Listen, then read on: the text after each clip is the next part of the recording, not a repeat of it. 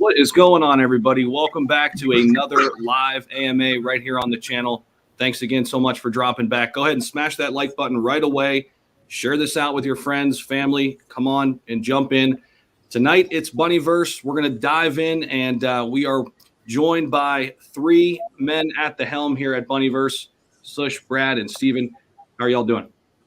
Doing Good, great. good. How are you, Jack? Fantastic. Doing great. So here's how we're going to start it. We're going to kind of go around and just talk about your individual role at Bunnyverse, and then we're going to jump into the game demo tonight, which I had a chance to look at. Everybody out there listening before tonight that we came live, man, it looks sweet. So you're going to want to stick around for that for sure. And we're also going to go over the storyboard for the game too, and talk about kind of the new age Bunnyverse, if we will, and the relaunch. And Sush, let's start with yourself. Thanks so much for jumping on here tonight, and just talk about your role, your vision for Bunnyverse. Yes, thank you so much, Jack, for inviting us for the AMA regarding to the Bunnyverse here. So basically, my role when it comes to Bunnyverse is managing everything when it goes to dealing with the development side, creative side, marketing side, so managing all of the things. So what exactly the vision we have here with the Bunnyverse is basically we are creating a play to earn game that will be connected to our blockchain, and users will experience a zero transaction fee gaming experience and best gaming experience on our blockchain. So this is not just we are only building a one game here. The vision is a very big vision we are having when it comes to Bunnyverse. So but basically, with the time constraints and all the things, so we have decided to deliver on the roadmap basis. We're gonna deliver the game first. After the game, we're gonna implement it on the blockchain. And when it comes to blockchain, after our next step would be launching an NFT marketplace. The NFT marketplace would be the big, I would say, like as compared to the OpenSea, that will run on our own blockchain. So and the basically Bunny chain, which I'd say like our blockchain name would be the Bunny chain. That will be the launch pad to the new gaming projects. The reason what we want to do at this moment of time, especially in the crypto space, what lacks is a lot of trust. There are a lot of rug pulls happening lately. A lot of projects they promised their investors, but did not ended up delivering those. So what we're gonna do when it comes to Bunnyverse, Bunny chain, all the upcoming gaming projects what we're gonna launch through our blockchain, we're gonna do thorough audit of all the games, so investors feel secure. They get assurance that all the upcoming projects on Bunny chain would be like a rug free, and they can invest. That would be a peace of mind, because at the moment in crypto space, there is not a single launch pad that gives that sort of assurance to the investors.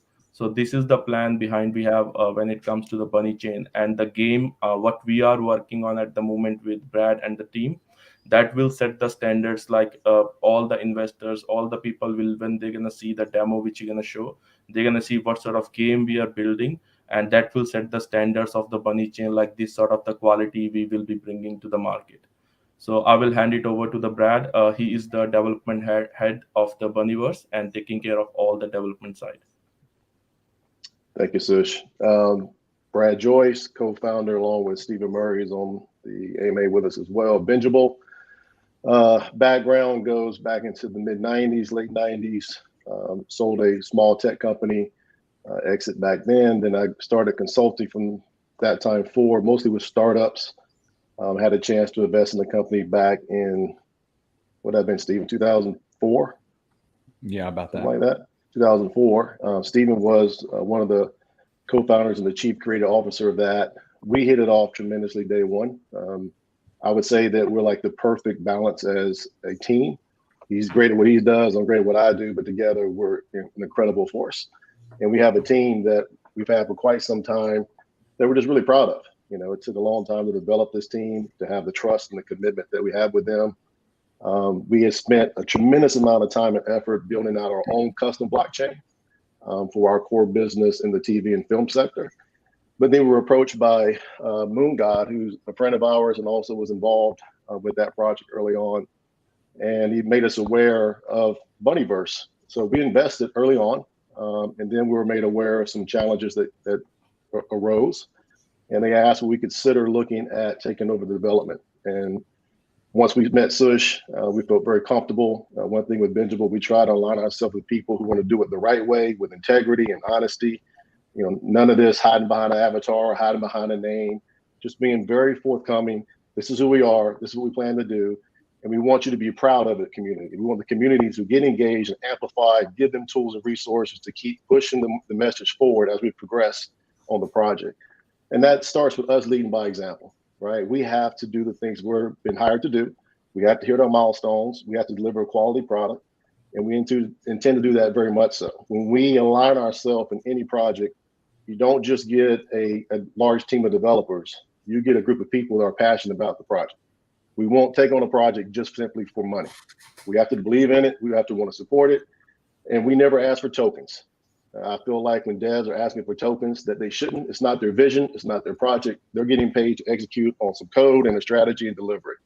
If we like the project, we'll buy our own tokens, which is exactly what we did.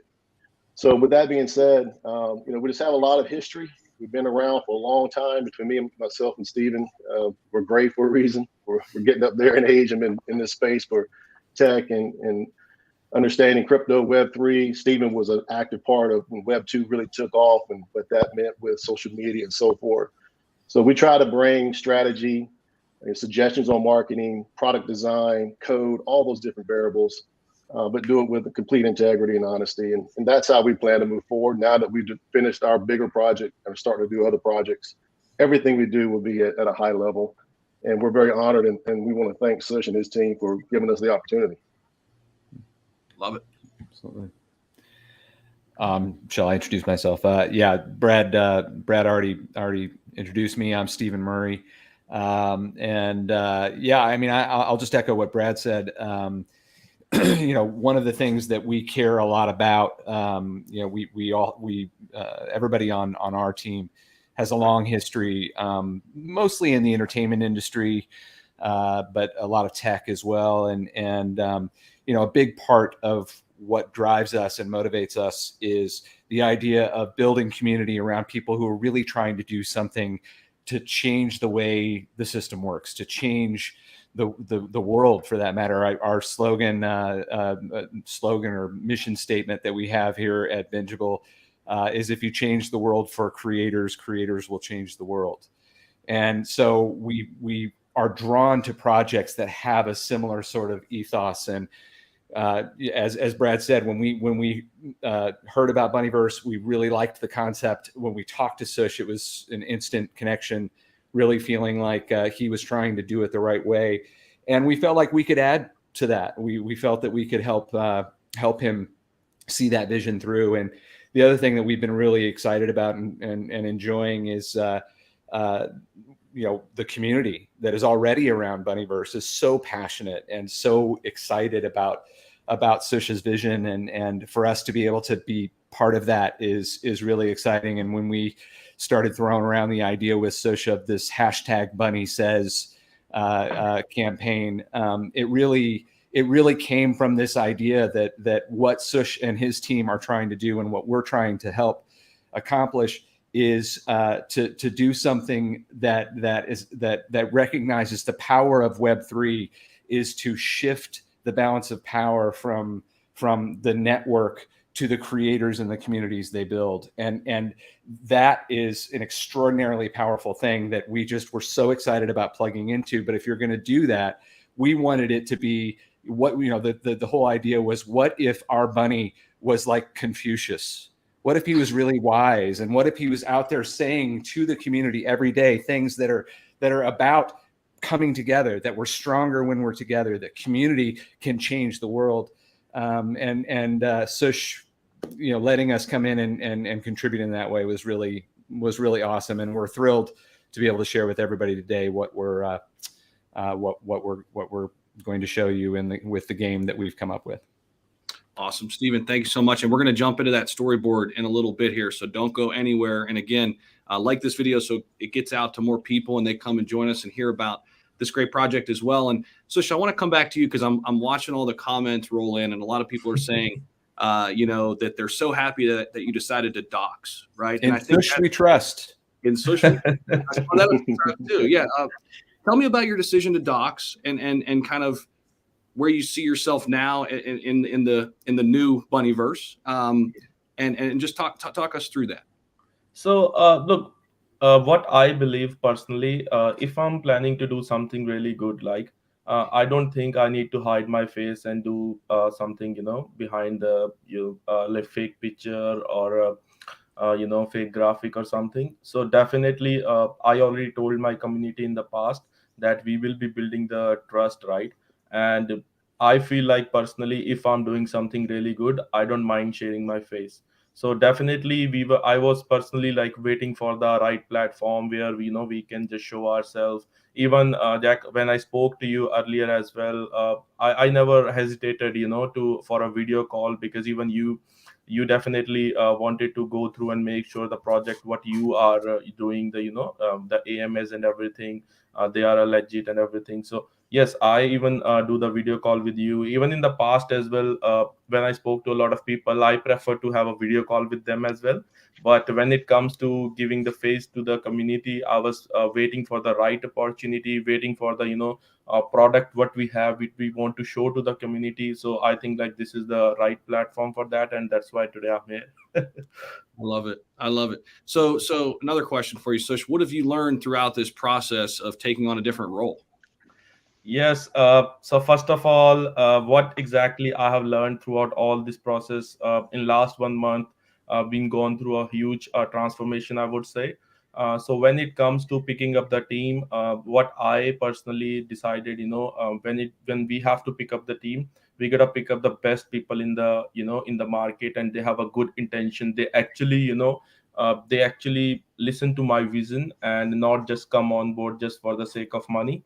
They listen to my vision, trust on the project, and get involved in the vision. So that's how I met Brad. And when I had a conversation with him, I really feel like Brad is the guy that can deliver the product in the end. And I spoke to him, and we had a really good chat. I asked him a huge amount of questions as well. And even yesterday, like I always, the best thing about Brad is whenever I have any question, I just give him a call straight away. And he feels really good about it, and he always love to have discussions. So we got Brad on board, and then Brad introduced me to Stephen. And uh, one thing Brad told me before introducing Stephen, like he is one of the best when it comes to creativity. And definitely, when I saw the storyboard, when I saw the game demo what he has built up for us, I would say like yes, he is one of the best. And then we got Kavita Smith on board as a marketing director as well. I told you about her as well, what she has done, where she has worked. So she served with the Fox Studios as a vice president as well. So she also brings up a lot of credibility to the project, a lot of I would say her experience as well, because this is what we need credibility and experience if we are doing any project. And she has worked on a lot of movies. She was talking to me, and at one point I was feeling like, oh, I don't know whether she wants to come on board or not, because she has a lot of experience, like a 25 plus years of experience, and we are just starting. But when I shared my vision with her, like what exactly I want to do and what exactly our team want to deliver to the community, she sounds interested. And we had chat, and then I offered her, would you like to join us in the team? And she accepted it. So she worked with a lot of movies. She did the marketing campaigns for a lot of movies, really good movies. One of my favorite movies as well, serials as well, the web series. So yeah, so she also got a lot of experience for us. So yeah, so I have learned a lot. Always surround yourself with the best people who have a good intentions. And not even when it comes to the team, out of the team, this gives me an opportunity to meet really good people as well. I would name it like Piotr is one of them. Like he's a really good guy, he's a really good friend of mine now. Like we speak all the time, and whenever I have doubt, I always call him, I ask him the questions as well, and he's always helpful. So the best thing about all this transformation, I get an opportunity, and I got an opportunity to surround myself with all these people. So that's a blessing for me. Yeah, I can attest to peyote as well. And you're so right. I think in any line of business, right, surrounding yourself with with people who bring something to the table that you don't, right? And I think that's what you found here with Brad and Steven. And Steven, I think you're going to take us through the storyboard, and I want to hear your creative process kind of taking us through this. So have me jump around wherever you want me to go here. I'm going to start with the first storyboard here. So let me pull that up and take it away, man. And I'll be just on cue to move around where you need me to. All right, brother. Thank you very much. Yeah, so we're excited to show this to you. So let's start off by introducing the project itself. So the game is called The Search for Warren. And for those of you who are not aware, a warren is what a rabbit colony lives in. It's their home. It's called a warren. And so the basic premise of the game is that the players have to go in and search for their home. So we'll get to sort of how that comes about. The first slide, Zach, where we're introducing Bunny Chain, if you don't mind going to slide 2 there, is talking about the what Bunny Chain is. And if you're on this call already, you probably know, but I'll just kind of give Sush's line here a little bit of how he described Bunnyverse and the Bunny Chain to us. Zach, you can go to slide 2. Yeah, let me see here. Let me take it away and bring it back. For some reason, I didn't want to roll with me here. Hold on, let me see here. Good old technology. I know, right? How's that? There we go. There we go. So I'll just run through this very quickly. Bunny Chain is a revolutionary cross-chain network intricately designed for the best gaming experience possible. It's a gaming blockchain as a service with decentralized technologies and absolutely zero transaction fees, which I think is one of the biggest, most exciting parts about what Sush and his team are building. And the Search for Warren, which will be the first game on the Bunny Chain blockchain using the Bunnyverse token. And so that leads us to the next part, which is the description of what is the Search for Warren. And the first thing I want to make really clear is that what Sush asked us to help him with was to create a proof of concept, essentially the idea of setting a template.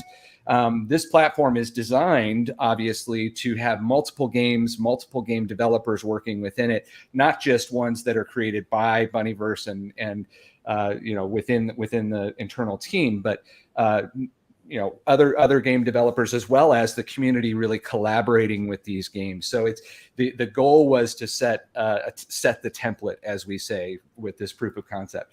The other thing is that what is so great about games and what's so great about the stories that you can that you can tell through these games is that it can become a content ecosystem. A game very easily could become a movie, could become a series, could become a toy brand. Like there's all sorts of things that you could do, and we felt like this was a really exciting opportunity to create this content ecosystem that lives on Bunny Chain within the Bunnyverse.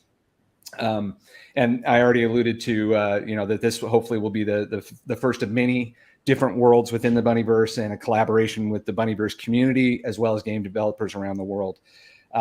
This is a play to earn NFT minting type of game where you can earn collectibles, tradable NFT assets for the game.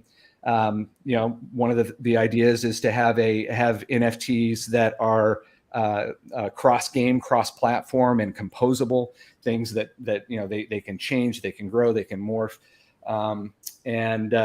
But one of the things I think we talked about this kind of before the broadcast started, the idea of really understanding that you need to start small and build up.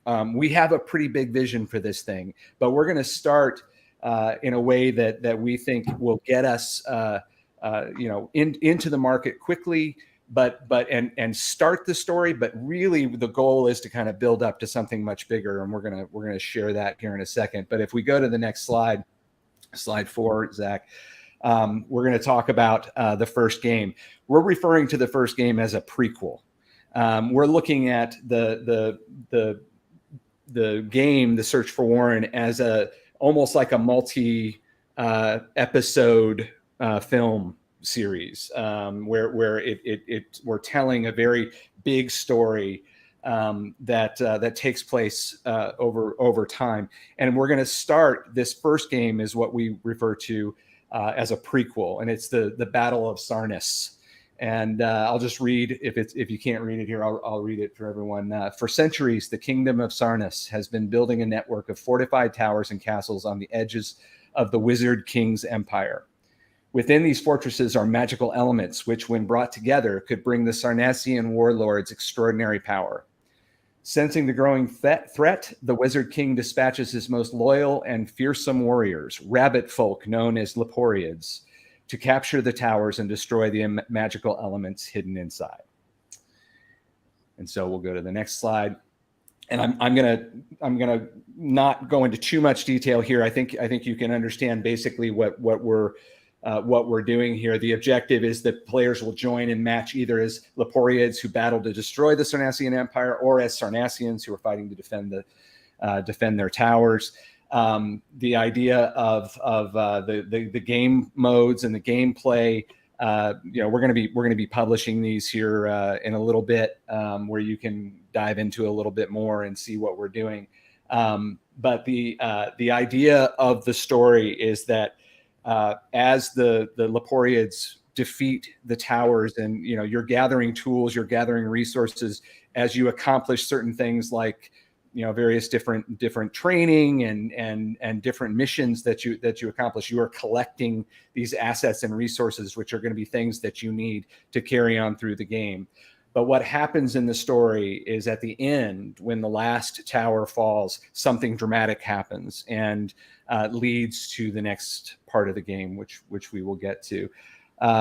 Very quickly, you can see here, just the basic layout and the basic idea of the game on slide 6, Zach, where we have the characters. You can either be a Leporiid, which is led by a general, that's player 1, or Sarnassian, which are led by their Sarnassian warlords, that's player 2. There are common characters like archers, swordmen, witches. This is a mystical world. There's a lot of magic that's happening. This whole thing is, the Leporiids are essentially the warriors of the Wizard King. So you can imagine there's a lot of magical elements, and we even eventually get into something where there are aliens from other planets who get involved. So there's a lot of fun stuff that's going to happen. But in the prequel game, you can see that's just these are all just for illustrative purposes. These are just sketches of what the type of environment will look like within the game. And then on slide 7, we get into the game loop, and this is something that our game developers will be able to go into a lot more detail on when we bring them on future AMAs. But you can see just from this basic diagram that the idea is that you're collecting resources and you're earning virtual currency, which in this case we're calling gems or gold or cards. Players spend collected resources on building or enhancing their army. By battling, players collecting more gems and gold as well, loot and can affect their ranking through rewards earned. So the idea is you start earning currency by building and gathering resources, by training and battling and conquering within the game. And that's at a very high level sketch of that prequel. Development has already begun. Our team has been working on this kind of tirelessly. So we're really excited about it. I don't know if Brad or Sush, if you want to get into any of the conversations about kind of the timing or details before we get into the next part. But that's the prequel of The Search for Warren. Definitely. I would like to add one more thing about that. When I was looking the slides, right, when Stephen showed me the slide about the first time, the one thing I really liked about the slide, like, not every player want to be the good player. There are some people who want to do the evil players as well. So this is what we kept in mind, so that will, whosoever wants to, the good side or the evil side, they can choose their sides and play according to that. So when it comes like, there wouldn't be like there are so many different characters. The NFTs has the proper use case in the game. The token will have a proper use case in the game. So it's not like we are not thinking about it. We have been like give a big thought about it. Stephen has like done a really amazing job for us when it deciding to the NFTs and everything. Because when we were talking to him about the story writing and all those things, so yeah, this is what we discussed. Make sure we have the proper use case of the NFTs. The token has the proper use case. Because what I personally feel like, there are so many projects launching lately, but they ended up, there are no proper use case of the token or the NFTs, or basically the NFTs you can only use it in as an avatar, you as your picture. So basically in this game, the NFTs, you can have variables, shields, swords, so many amazing things which you can use it. So NFTs will give you the proper use case in this. And Brad, if you want to add something to it. No, I think you said it perfectly. We're always going to be trying to innovate. We're not trying to do status quo. We're always trying to find a better, more efficient way. We always have a saying that a confused mind will say no. So if we can keep it simple and allow people to participate and on board, efficiently and effectively, while also, putting the majority of their money they're playing for or investing in to good use and not in gas fees, I think that's a welcome by everybody. So you said it perfectly. Yeah. Yes, and there is one more thing which I just want to tell to the community, right? So when I got in contact with Brad and we started talking about it. I still remember the first thing he said. I said, how much time the game gonna get delivered in, right? So he said at least 4 to 5 months. I said, is it? He said, yeah, I'm not gonna lie for you. So he was very honest, and he was like, nah, this is what timeline it's gonna take, and this is what we're gonna tell to the community. So at that time I feel like, this guy is honest, and he wants to take the time and want to deliver the best product. And when I got an opportunity to speak to his team, especially the blockchain guy, the project lead, and the guy who is doing the game development and all those stuff, they are amazing. They're always open for the questions, always open for the suggestions, and really really good to work with them. Like that's really good of them. I love it, and I know this is just a draft of the game, but I've done quite a few of these AMAs and have talked to people about, everyone wants to get into gaming, right? Everybody, right? It's something that they know it's coming. People are gonna play crypto games and earn crypto rather than not, right? And the good games are gonna win in this space. Stephen, how long does this kind of process take, man? Even to get to this point, like where you're at? Well, we had to move very quickly because the goal here was to not just kind of meander towards an objective. Brad and I are very much focused on execution, and we spend a lot of time. I've been in the entertainment industry for literally my entire career, we actually do a lot better when it's kind of like, we got a timeline, we've got to deliver, we've got to get this done. So from a perspective of how many days it took, probably not as many as you'd think, but from a perspective of a matter of hours, we don't sleep much. This has been something that we have been working on tirelessly since we first started talking to Sush. But when it's all said and done, because we're from the entertainment industry and not necessarily have a specific sort of gaming background necessarily, we approach it very much from the storytelling perspective. That we need to start with a really great, compelling story. That is what is going to connect people. That's also how this becomes a content ecosystem. If it's a game where it's like, oh cool, well we have to destroy towers, well that's fun and it can be engaging and it can be entertaining. But if it doesn't go anywhere, if it doesn't have this kind of life and this heartbeat to it, if every song was just a verse, who'd sing along? It needs to have another place to go. And so for us, it started with the story. We were gifted by Sush and his team with a really great hero, which was a bunny. It immediately sort of led to a lot of different thoughts of how we can make our heroes interesting and what challenges can we put in front of them. Storytelling 101. It's like, we want a hero. We want to put challenges in front of them. We want it to be hard. We want them to struggle. We want it to feel like they might not make it, but in the end they do. And that's just kind of the core of storytelling. So we started there. My whiteboard is just a mess. It's just, we just hammered away at kind of a storyline. And then, we knew we needed to have something that was an achievable goal, which was this prequel, this early game that we could put onto the blockchain and show it working. We're setting the template. But then we wanted to say, what happens if we take it to that next level? What if the game goes from a fun little, game? I don't want to say little because that, the amount of work that goes into it, that makes it sound like it's a small thing. It's an enormous project, but it's just a relatively simple, straightforward game. But we wanted to see what would happen if the story continues, and then the game grows and expands and starts to become its own universe. It's not just a little game that you play on your phone. It's a world, and that more and more people can be involved in. And that's the next part that we're about to share here, Zach, which is what happens after the Battle of Sarnas. And I want to add, a lot of people don't know this, but Stephen talks about his entertainment background quite a bit, but he doesn't talk about the awards he's won for UX and UI design. He's designed apps and so forth and got many awards for doing so. So he has an amazing technology perspective while he's also creating. And that's very rare. It's extremely rare. Love that. I went to art school, which was much to my father's chagrin.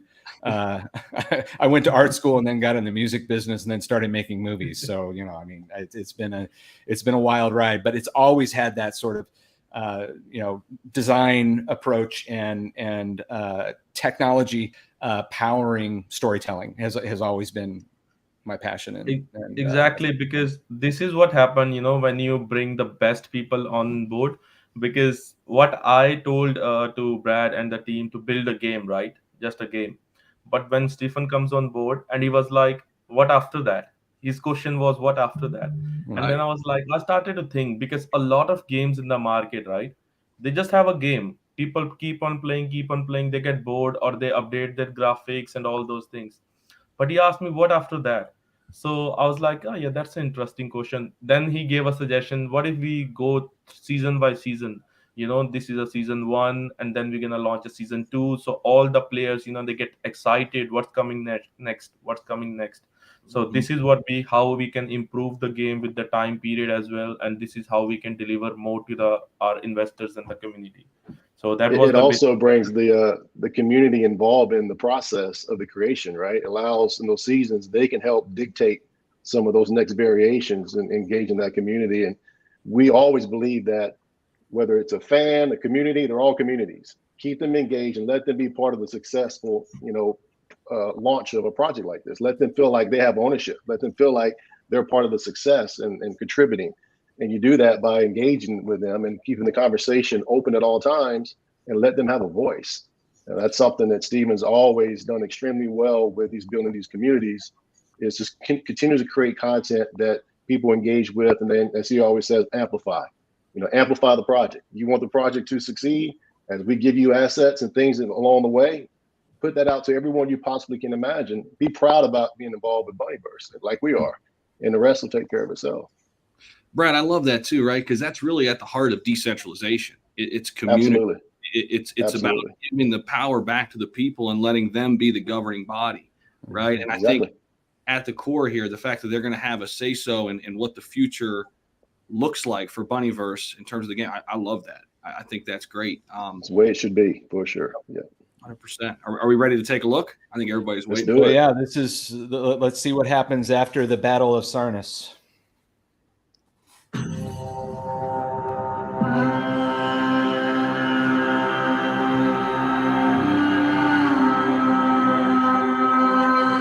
Once we were warriors of the Wizard King, blindly serving his will. After the Battle of Sarnas, that all changed. Suddenly we saw the world in a different way. We saw a world where all creatures should be free. The Wizard King didn't see it that way. Wisdom, it seemed, was a threat to his power. So he cursed our warren, our home, scattering us to every corner of the kingdom.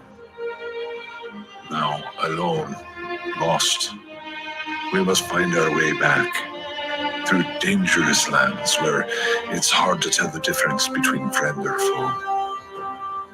We will need tools and weapons, but most of all, we will need each other.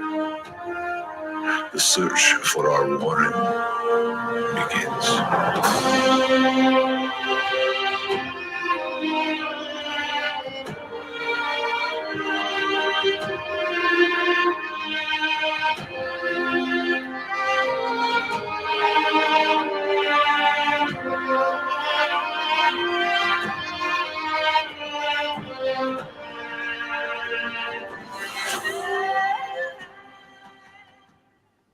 I love it. And I think the people in the comment section are as well. They're all very, very impressed. So you want to tell us anything else as after we just watched that?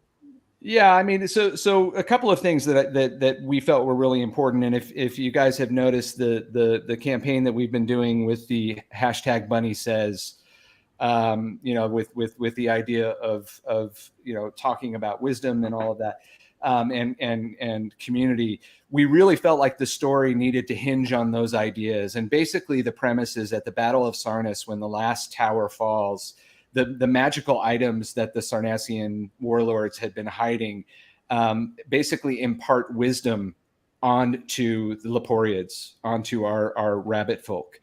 And as a result of that, they become a threat to the Wizard King.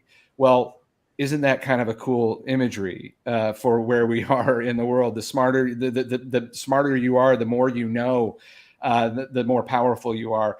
But more importantly, we wanted the game to be about the journey to get back to where they were, but that journey is impossible unless they can do it together, which is such a huge part of what we are about, and what this incredible opportunity that Sush created brings is the idea of showing the world that none of us is as strong as all of us, that community is where the power is. And as Web3 shifts that balance of power from the networks to the creators and the communities they build, we can really truly change the world. So it may seem kind of silly to do that with a bunch of rabbits, playing a game, but we felt like it was a beautiful metaphor and a beautiful opportunity to tell that story. So if you want to go to the part 2 of the deck, sure. The lookbook, and again, I want to make sure that everybody understands these are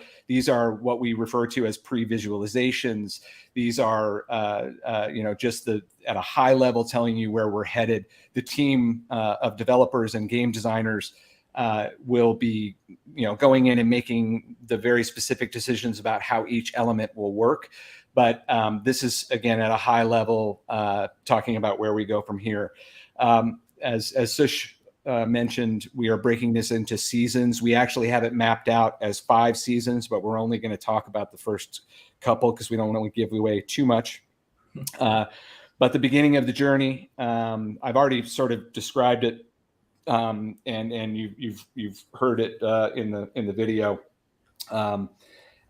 This is about starting the journey. This is about finding each other and figuring out how to get back. The kingdom is massive. The world is different, and every single character starts off completely alone in a world that they don't know where they are or where to go. Every environment is different. There's, if you're in the north, it's cold. If you're in the south, it's warm. If you're in the rocky terrain, you have to climb. If there's all these various different challenges that will come with the game. We refer to that as a story engine, that there's a lot of things that can drive the story forward. As we get into season 2, which is the next slide, Zach, if you don't mind. I was caught reading the comments. Everybody's super impressed. Wow, good. It's great to hear. So the season 2 is what we refer to as the Alliance of the Outcasts. This is basically where we're going to have the Leporiids, as they go through each of these lands, they're going to have to find allies. They're going to have to find people that or other characters that are going to help them. But it's very difficult to know who is a friend or who's a foe. It's you have to basically navigate that process. And then as we get a little further in season 2, we're going to start to see the Wizard King's army. He has been putting together an army, knowing that the Leporiids are almost certainly going to come back. He's taken the time to recruit a new army. And as we describe it here, they are mysterious mechanical creatures that possess a technology unlike anything the world has ever seen. They're cunning and hard to kill. And we're going to get into that in season 3, where we start to figure out what that is and where they're coming from. So if we go to season 3, the Wizard King's army, the Wizard King's castle sits in the middle of Loch Vissard, a big stormy sea that protects him from any kind of normal assault. So our Leporiids have to get very clever. But as they are, putting together their attack plans, they suddenly realize that the Wizard King has been allying himself with creatures from another world, and that they bring an enormous amount of technology. And we'll give you a sneak peek of what some of that technology looks like here in a second. So that's season 3, and then it does go on from there. But again, we're gonna hold that close to the vest for a little bit. These are the character pre-visualizations. These are what our Leporiids look like. There are male and female Leporiids, and obviously they have very different characteristics, very specific characteristics. The idea being that the male Leporiids are fast. They have surprising strength. They are multidisciplined in fighting techniques. They're expert with multiple weapon types. But they need a lot of food and for energy. And the female Leporiids are also fast, incredibly strong, but they're also highly intelligent, inventive. They're experts with multiple weapon types, and they can actually don't need quite as much food and support. So just trying to create an interesting balance between the male and female characters. And we're really excited about the look and feel. We're drawing, honestly, a lot of the inspiration from Dungeons and Dragons, actually, with the rabbit folk from Dungeons and Dragons. So anybody who's a fan of that universe will perhaps recognize the look and feel of what we're trying to do here with the Leporiids. And then the next slide, we get into our bad guy, the Wizard King. Let's just, pretty much straight up, he's a jerk. He's very powerful. And the last thing in the world that he wants is anyone to understand that his vulnerabilities lie in belief. That if you do not believe he is the most powerful wizard in the world, then he isn't. And so as the community, comes together and grows stronger, will it be weapons or will it be ideas that bring him down? And that's kind of at the heart of the game. Next, we go into some pre-visualizations and kind of look and feel stuff. As you can see a little bit here, it might be kind of hard to see on the screen, but that's the Wizard King's castle. That is some of the technology and machinery that are employed by him to defend his castle, and that's what our Leporiids and their allies must overcome. And then the last slide is just kind of a look at some of inspiration for the worlds. Again, this is a lookbook, so these are illustrations that we found that we thought looked really great and would serve as the inspiration for the look and feel of the universe for the games. And that's it. Awesome. Seeing a ton of great questions roll in. So, go ahead, Sush.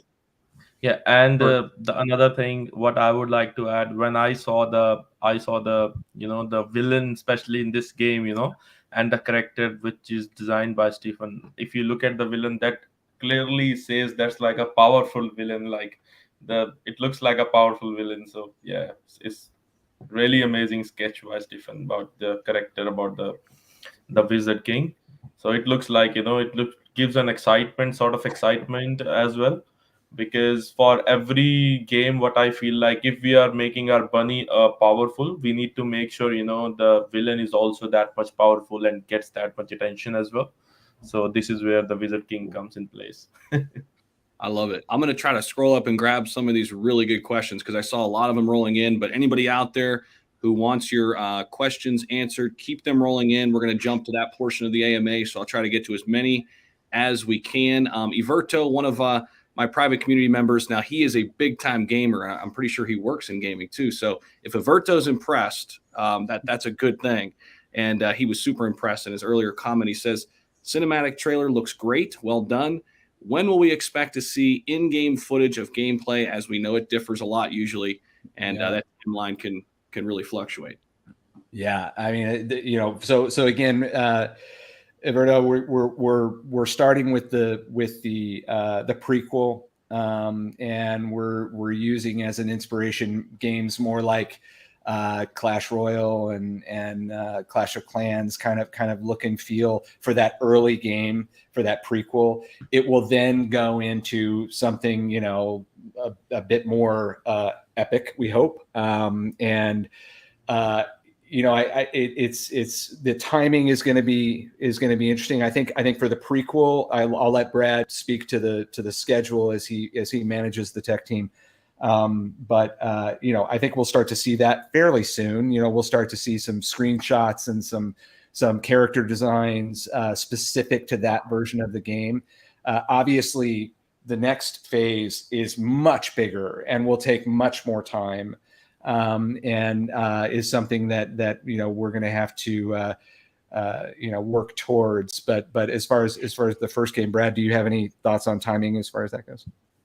Yeah, I'll add some, that I'll let Sush speak to what he wants to share in terms of phase 2, phase 3. So right now, 4 months to be into an actual full beta. And then we have a full month of beta as well. So it's a total of 5 months. We're about 2 weeks in. But all along the way, we'll be releasing, sometimes it might be video screen recordings of actual designing and coding the game and testing the game. Sometimes it'll be visuals, sometimes PDF. But we're going to do everything we can every couple of weeks to make sure we're putting something out to the community so they can see the progression, see where we're at, give feedback, all those different variables. But it is a high priority for us to communicate because we understand the history and where things are going. And will that be out on Twitter, Telegram, everywhere, or all the above? Yeah, okay. We'll get the assets to Sush, and then Sush and his team will decide when to deploy those. Okay. So yes, definitely all the things what we're gonna get regarding to the game. So what we have decided, like, we're gonna update our community on a weekly basis, like 10 days basis. We're gonna give them a proper updates, and that should be on all the social channels, right? So the thing is, at the moment, a lot of games are going to the metaverse, and the way we are building this thing, we can take it to the metaverse. But we need to be realistic here. Something, if you really want to build on metaverse, that cannot be completed in 4 to 5 months. That will take longer time. So we definitely do not want to commit something which we cannot deliver to the community. So in the end, we have the plans to move to the metaverse. I would say, like, the development for that, yes, we will roll out at some time. But at this point of time, we want to put our all the focus on the game, what we are doing and what we are building here. So definitely, as Brad has already said, 4 months time, you will see the beta testing and all that stuff. And then, we will approach a couple of the YouTubers to check the game testing and all the stuff, so that will give more exposure to the game and the Bunnyverse community. So that's sort of the plan we have moving forward. We also want to have some collaborative opportunities as well, Zach, where we might kind of offer some sneak peeks of where things are going, and especially when it comes to like character design the worlds, this is the first game is kind of a bird's eye view game. So we might show some maps and show kind of various different ideas of what that'll look like, and let the community contribute to the conversation and actually be an active part of deciding where the game goes. Absolutely love that. So here's another great question. Oh, go ahead, Sush, if you want to jump in. Oh yeah, we can go for the questions. Sorry. Will Bunnyverse avatars be changeable at all? Will they be able to traverse the many worlds of the metaverse or the metaverses? As the non-developer on this call, but as the storyteller, let me say, hell yeah, if we can. I mean, that's absolutely what we would love to do. I think again, remember, we're going to keep innovating. We're going to settle for the standard. We're going to keep innovating. I think that speaks a little bit to the composability too. The fact, the idea of are these NFTs breedable? Can they kind of grow into something else? Can we, what all can we do? And certainly the transportability on top of the composability, I think is that's where it's headed. That's where gaming is going. And obviously the easiest path for that is that all games on the Bunny chain and in the Bunnyverse, going from game to game, should be something that is an objective, but who knows, maybe it goes even beyond that. Yeah. Love it. Wondering how you would classify the game: RPG, action platformer, RTS? It's a good question because I think it's maybe a little bit of both. I don't know if that's verboten or not. I mean, I don't know if you're allowed to do that, but I think from a concept, the story is definitely role player and real-time strategy. So there is a little bit of both. But I suppose probably if it were to go on one way or the other, I suppose it's probably more of an RPG. Kind of it definitely has a little Warcraft kind of environment type of thing, maybe trying to take, as World of Warcraft. I feel like it's a mixture of everything. Like I feel like it's a mixture of everything, where you have a story, role play, and everything. So yeah, for sure. Brad, did you have something? No. Okay. What game engine have you used to create the game? Averto, another great question. I told you he's a gamer, man. It's Unity, right, Brad? Unity, and the next one is also using some Unreal Engine as well. Unreal Engine is obviously a big part of building the worlds. I think Unity is the game logic. And so Shiverto's putting his best foot forward, man. He says he's got 15 years of working at EA. So that's all. Only a decade and a half. So he's offering up to test it out when we're ready. That's good, great. Please. And he's asking how many years you guys have. Or the game the game developers, it's a group of game developers. It's 8 guys, and collectively, I don't know collectively, but each one of them has a minimum of 5 years. Some of them have over 10 years experience. Yeah. And Brad himself is the legend who is sitting here. He himself has like 20 plus years of experience. So there we go. Yeah, I've experience in building teams and building companies and working tech. I'm not a coder, but I know enough to be dangerous. But my philosophy has always been put great people around you that are better than you are and let them do what they do best and go execute. Yep. Agree 100%. What are the benefits for Bunnyverse holders in the long run? And maybe we can even take this question even deeper, just kind of long-term goals maybe of the project. You can kind of wrap that maybe all into this question. So definitely the person who said like, what are the benefits for Bunnyverse holders in long run, right? So first of all, I would like to say when you are holding a BNB token, right? So we have the plans to build a DAO community as well.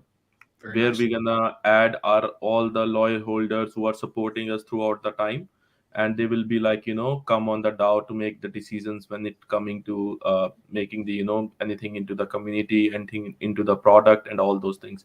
And apart from that, when we are launching any game, right?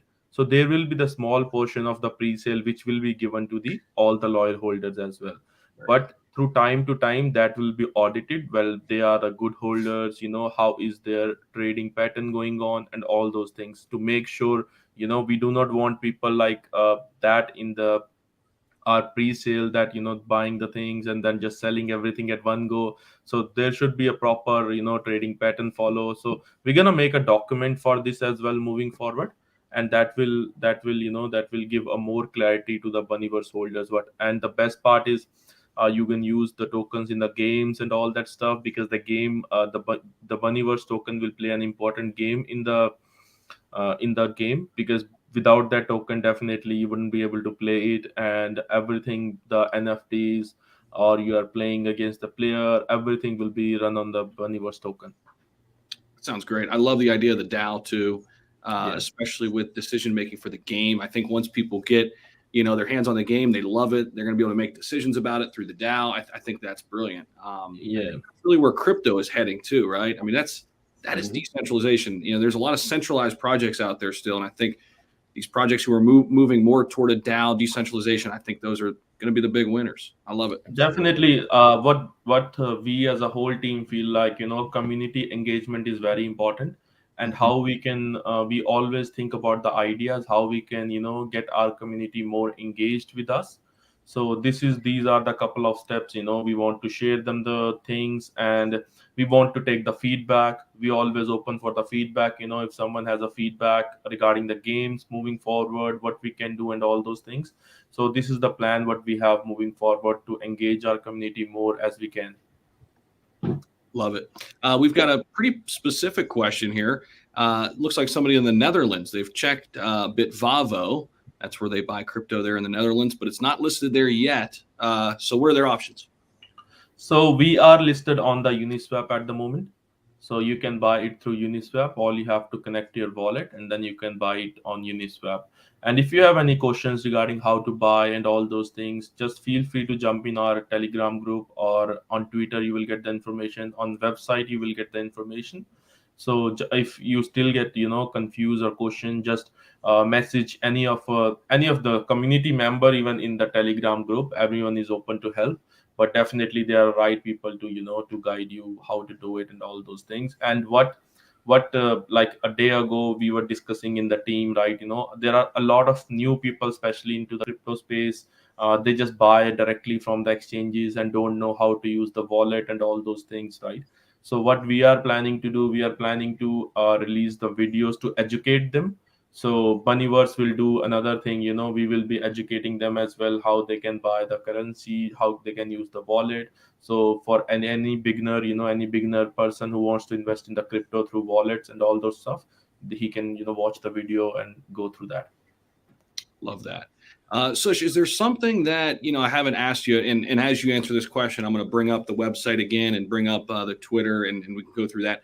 Is there something I haven't asked you, though, that you've been wanting to say, just about the project, about the community, about your role, anybody else's role, the future, anything at all that I haven't asked that you would like to get out there to everybody listening?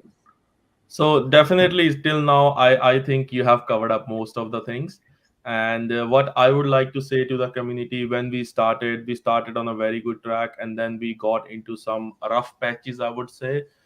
We got into some rough patches where some things happened, and community starts to lose the trust on us.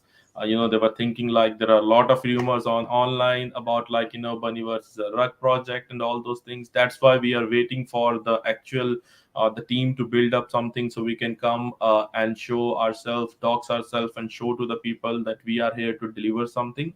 And what most important thing I would like to say to the community, like we are not here for a short term goals. We are building something really good, which we feel like will definitely change the crypto space. We want to give something to the crypto space. This is what we are building here, and this is what all of the team members they trust on that as well.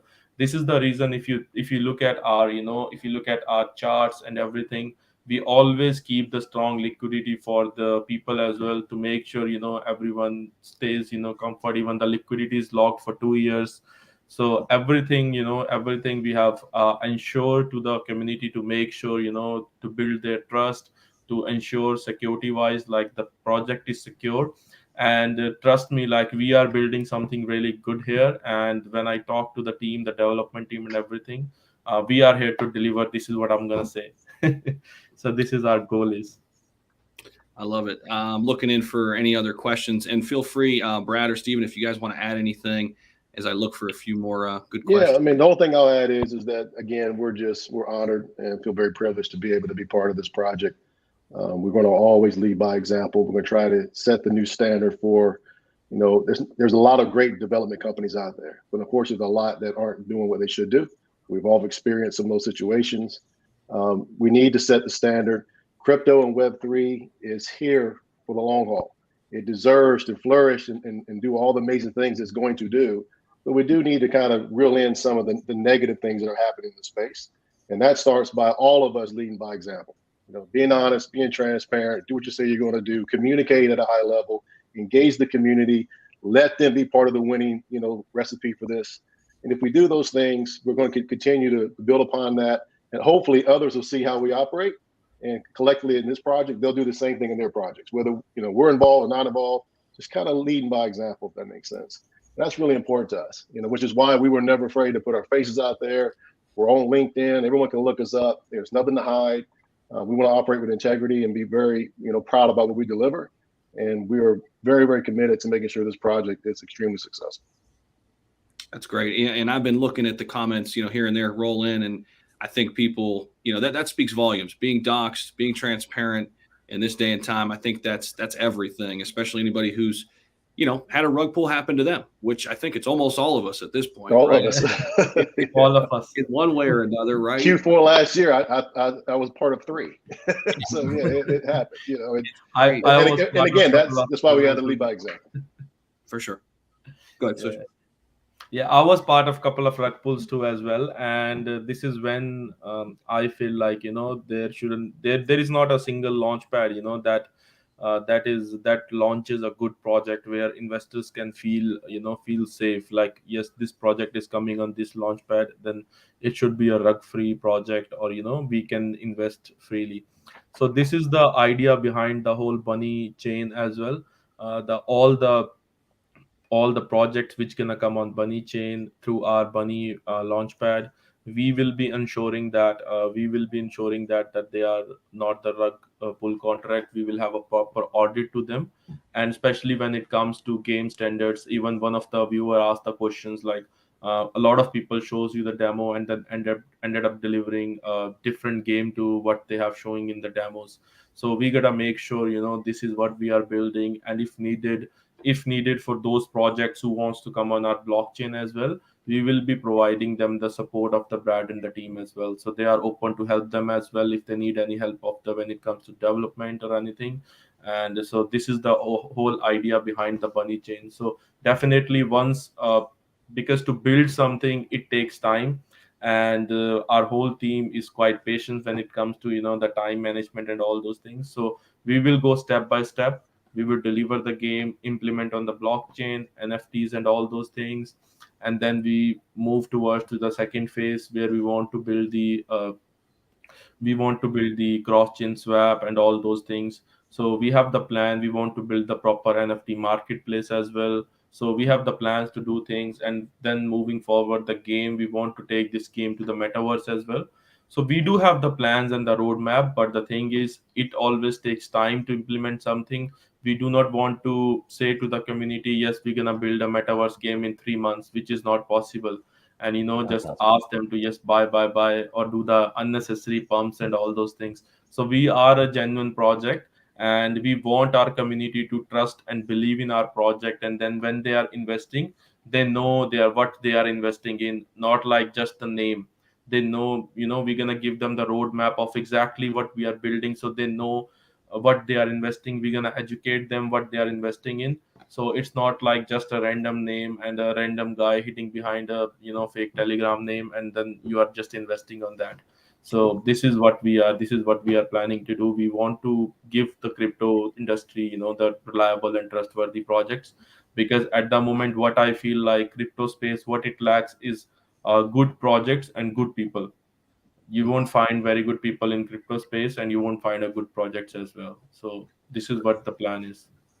That's a great point. And you know, if there's a lot of new people, you know, coming in and out. So if you want to go back and listen to this and watch this, you'll see what the game looks like because we're referencing it now. I see a lot of new people coming in. So make sure you go back and watch the whole thing through. What this team has put together with the game really looks like something special. I'm really pumped up about it. We got a couple other questions coming in with the game. Iverto's got another one. Is that okay if we hit these? Yeah, Sure. definitely. Are there any mechanics you've dropped throughout development, or have you stuck with them all from the start? I think he's trying to get inside the minds here of people on the inside of the project. I love it. If you're talking about the game, I think I think we're 2 weeks in as a team. So you know, I'm not sure that Brad, do you have an answer to that question? I honestly on this particular project, we're very early. Sure. But in the past, yes. I mean, obviously, anytime you're building something, and we always approach it from product, then code, not code to product. That's very, very important. So throughout that, yes. I mean, there's always going to be scenarios where something you might come up with, it just doesn't fit, doesn't work, the logic doesn't work, and you shift a little bit, whatever the case may be. But in probably 2 weeks from now, we'll have another update and be a little more insightful, if that makes sense, for those type of questions. And we can include some developers, some of the actual developers. I mean, we are, we're the guys kind of coming up with the ideas and the storytelling part of it, which is my role. The actual game developers are the ones who can speak much more definitively and with certainty on that. Definitely. Here's another one. This is kind of more general, so maybe everybody, so this one might be for you. Will you be using your own in-house bridge or something like Many Worlds to move your avatars across different gaming platforms? Yeah, so I think Brad would be the one who can answer about this because it's related to the development. But looking at this question, it's a really interesting question, like using in-house bridge. So this is something we are planning, but I think Brad is the one who can describe it more. Sure. The answer is yes to all of that. It's just a matter of timing, and we've got a lot of work the next 2 weeks to kind of lay out systematically the milestones to get the game started and where we're going to end up. But all those things, yes. Again, always trying to innovate, always trying to make sure we're making the most dynamic possible game out there, cross-chain, all the above. But we got to be careful about what all we share just yet until we get a little bit more done the next 2 weeks. Yeah, we don't want to be sharing promises. We don't want to make promises that we can't deliver on. We will always under promise and over deliver. That is very important to us. That's Brad's favorite line. I love it. No, that's how it needs to be in business too, right? Absolutely. But Bernard wants to see gameplay. We did show a little bit of a sneak peek, Bernard, so you can go back and take a look, but more to come here, of course. Trying to see if there's any other real good questions here. Let's see.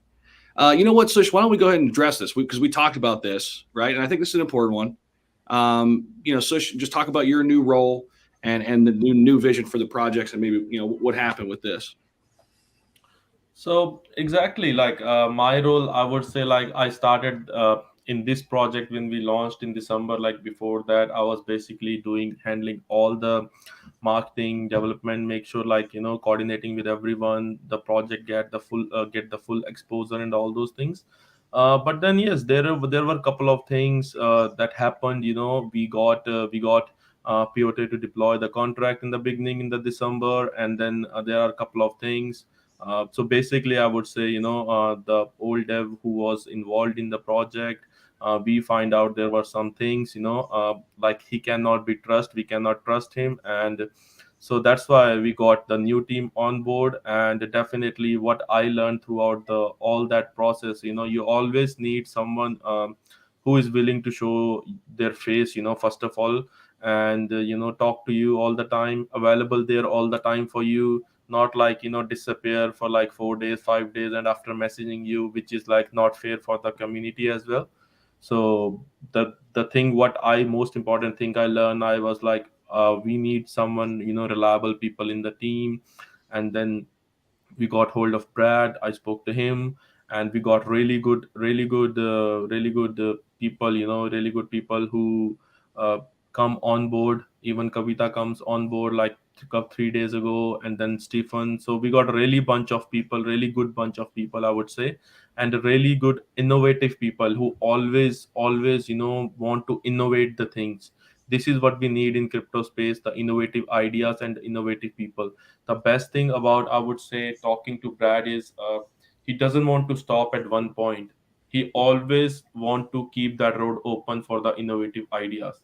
So that's the best thing, and this is what I have learned. So, and this is the best thing in the project that has happened. And trust me, like we're gonna keep working on the project. We're gonna keep telling the community what we are building slowly. And yes, so I feel like, we are growing at the moment, and we are at the very early stages of the growth. So this is a good thing. And Zach, if I could add just one thing, just a little bit of an anecdote, and this is gonna date me pretty significantly. But He's 140. I'm 140 years old. I was a co-owner in a record company in New York City right at the beginning of the digital music revolution, and I always talked about how extraordinary that time was, and just like so many transformative technologies, the digital music revolution, which promised something that was so extraordinary as a record company guy, the idea that we could get rid of CD manufacturing and distribution and just deliver our music directly to consumers and directly to fans was an absolute godsend. It was incredible, but it started with a very dirty little secret, which was that it actually proved itself by allowing a lot of things that maybe were not so good, but the intent and the mission was powerful, and it literally changed the world. It really did. And so all of these bumps in the road, all of these things that are going on, and when I got involved, I knew nothing about what happened to Sush and the team prior to this, but what I saw was people who really truly cared, and were like, you know what, we've been through some tough stuff, but we're going to keep going. I always use the analogy that the person who wins the race is just the first person who didn't quit. And Sush didn't quit. As hard as it was, as difficult as that situation could have been, he said, you know what, I'm stepping forward. I'm stepping up. I'm gonna move it forward. And that to me is really powerful and something that we immediately connected with, and why we're honored to be part of the project. Because definitely there was a one position, like people were celebrating their new year, and I was going through all that stress because the dev who was supposed to do the things, he got disappeared for the week. And then in the end, I was like, no, I have to tell to the community this is what exactly is happening. So we have to go open in the community, tell them this what exactly is happening. But in the meantime, I got in touch with Brad. So that way, I feel more confident, we can definitely build up this project. And Brad give us the resources to build up the project, and he gives the information and all those things. So this is where we feel like we can build this project up. So now I would say, this is a new start for the BNB. A lot of people say BNB revived. So this is what I believe in, and this is what we exactly want to do as well. Because a lot of my friends, they suggested me, why don't you relaunch? Why don't you just relaunch, because it's got some bad name. I was like, no, we're gonna work on this and convert this bad name into a good name. So this is what we believe in, and this is what we want to do as well. I would like to piggyback off of that real quickly. When I first spoke with Sush and his team, that was something that was very apparent to me. And I always say that there's no such thing as failure in business. They're just stepping stones if you're humble enough and you can learn enough to your ultimate success. These things that happen were just part of the path to Bunnyverse's ultimate success. And it starts with Sush and his team didn't quit. They were like, we're going to do this right. We're not going to start over. We owe it to the community. And we admired that tremendously. And that's how we operate. So it's a great fit for us. And we're just super proud to be part of it, because we're the same, our thought process and mythology is completely aligned.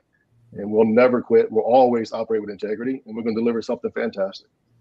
And for everybody out there listening, to even further talk about Sush and his character, I mean, he addressed this with me too. I met him, offline when this was all kind of going down, and I saw that he wanted to fix it and make it right. And so I'm so glad that you decided to move forward with this, man, and take this head on. Absolutely. Definitely. Well done. Listen to what Bunny says. And really, definitely, I would like to acknowledge the people, who supported me as well through all this. So definitely, first of all the community members, especially all the people who are in the admin team managing the Telegram, all of them. And especially, I would say Dakota was also there. Then I got Moon God Jinesh as well also there. So all of them, they really supported throughout all this process. So it's not just me, myself. They all guided me and they all helped me as well. And then we got Brad, got more confidence, and then we added Stephen, we got Kavita. So we got more and more confidence in the in the project that we can this is what we can deliver now. And with the time, we are building up the things. So it's really feel good, that we have choose something right. So we choose the right path, and definitely we are doing something good here. I love it, man. I love it. And it looks like there aren't any great pressing questions. We had a lot of great ones. And, how can people get a hold of you and ask questions if they do? Is Telegram the best place? Moving outside? Yeah. So the thing with me is whenever I get up in the morning, I had like 3,000 to 4,000 messages in the Telegram buzzing. But the thing is, I checked all the messages and I make sure I reply everyone. Yes. I wouldn't be able to reply everyone straight away, but whenever I get hold of the message, I always reply them. And even all the team, not just me. If you have any message, you message in the Telegram, and there will be the chat moderator, admin team, my old all the team. They're always there to answer your question. And the best thing is, we always get Brad and the team on the AMA in the Telegram as well. We do the AMAs for the community. So if they have any questions from the development side, they can ask that as well. So this is the process which we are following. And now I have seen like Twitter Spaces also getting really popular lately. So we have the plans, we might do some couple of the AMAs on the Twitter Spaces as well. Let me know about that. I'd be happy to join. Definitely. Guys, thank you so much for joining. And I learned a lot, enjoyed the conversation. Thank you. And learning more about the game, the grand vision and the future. I love it. So thanks so much. Appreciate your time. And thank you everybody out there for listening. If you're just catching the back half of this or the last 15, 20 minutes, make sure you go back and watch the full replay. It'll be up on the channel here shortly after. And Sush, Steve, and Brad, thanks again. Any parting words? Listen to what Thank Bunny you for your said. time. Yeah. Thanks Bunny so says. much. Hashtag Bunny says, exactly. I love it. And guys, stick around just when we get off here, and we'll talk for a minute. So, Okay. That was good. all right, everybody. So long, everybody out there. Thank you so much for tuning in. We're getting a lot of thank yous coming in. Appreciate y'all. Thank you. Have a great one, and see y'all soon. Bye. Thanks, guys.